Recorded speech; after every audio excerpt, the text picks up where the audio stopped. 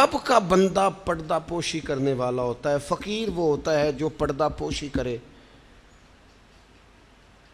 میں آپ کو بتاؤں، نجات کے لیے یہ سیاستہ کی حدیث ہے، ابن ماجہ میں موجود ہے، یہ نجات کے لیے اتنا بڑا سرمایہ ہے اور آسان نسخہ ہے کہ اخروی طور پر کامیابی، یعنی گناہ اور غلطیوں کے باوجود اللہ درگزر کر دے، کامیابی ہو جائے۔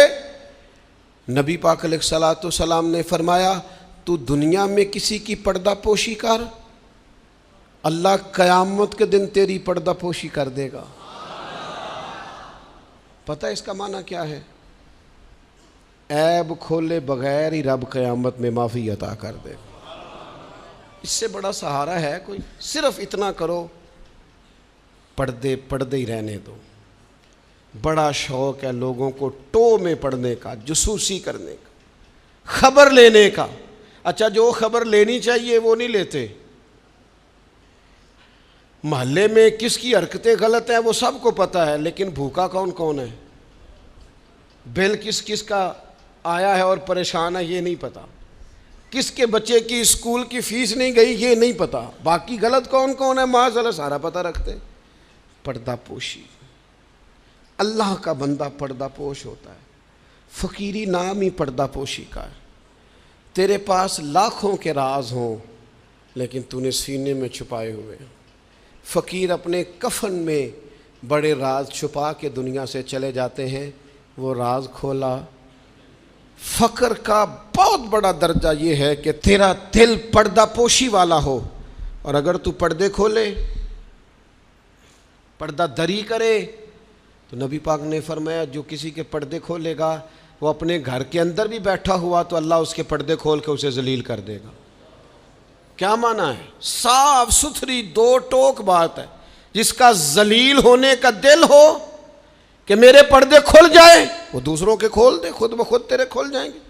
لیکن دوسروں کے بچوں کی باتیں چسکے لے کے کرنا اور پھر کہنا میرے بچے بدنام نہ ہوں، دوسروں کے گھر کی باتیں منہ کھول کے کرنا اور پھر خیال کرنا کہ تیرے بچوں کی کوئی بات نہیں کرے گا۔ او بھائی، اگر چاہتا ہے تیرے پردے قائم رہیں تو پھر تو بھی پردے قائم رکھ۔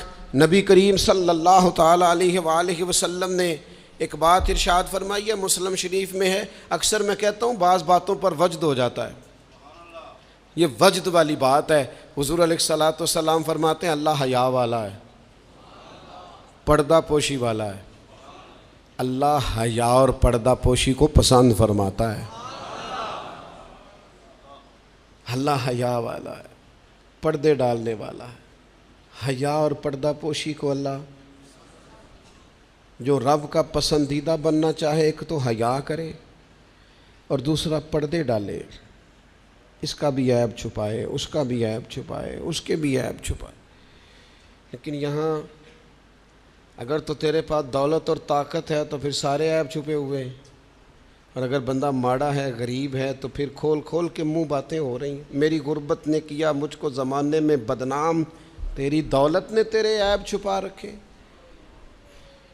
اپنی طبیعت کو اللہ کا بندہ کنز المال میں موجود ہے، حضرت عمر رضی اللہ تعالیٰ عنہ بیٹھے تھے۔ یہ ذرا دیکھیے یہ حضور کی تربیت یافتہ جماعت کیسی تھی۔ سیدنا فاروق اعظم بیٹھے ہیں، حضرت جریر ابن عبداللہ رضی اللہ تعالیٰ عنہ بیٹھے ہیں۔ ایک آدمی کی اچانک ہوا خارج ہو گئی اور اس کی آواز آئی اور بدبو پھیل گئی۔ اب یہ چیزیں بعض اوقات انسانی طبیعت کے کنٹرول میں نہیں ہوتی۔ ہمارے ہاں لوگ مذاق اڑاتے ہیں، پھبتیاں کستے ہیں، تانا زنی کرتے ہیں۔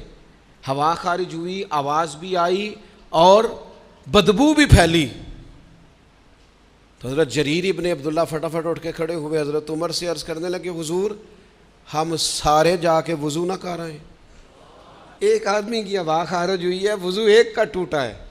حضرت جریر فٹافٹ اٹھ گئے کہ کہیں کسی ایک کی طرف لوگوں کا اشارہ نہ ہو جائے، وہ بندہ شرمندہ ہوگا، پردہ کھلے گا۔ یہ تربیت ہے رسول اللہ کے صحابہ کی۔ اٹھ کے کھڑے ہو کے عرض کی حضور امیر المومنین، چونکہ آپ اس وقت ہمارے اجازت دیں، سارے وضو نہ کر آئے، تو وہ بھی تو حضرت عمر تھے نا۔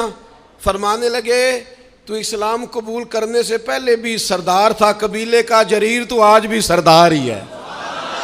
تیری باتیں سرداروں والی ہیں، تیری باتیں ذرا بڑی بڑی ہیں، تیرا دل ذرا بڑا ہے، تو نے جو بات کی ہے وہ بڑے لوگ کیا کرتے ہیں، پردہ پوشی بڑے لوگ کرتے ہیں، کسی کو شرمندگی سے بڑے لوگ بچاتے ہیں، کسی شخص کا گردن نہ جھکے یہ بڑے لوگوں کا کام ہے، بڑے لوگوں کا۔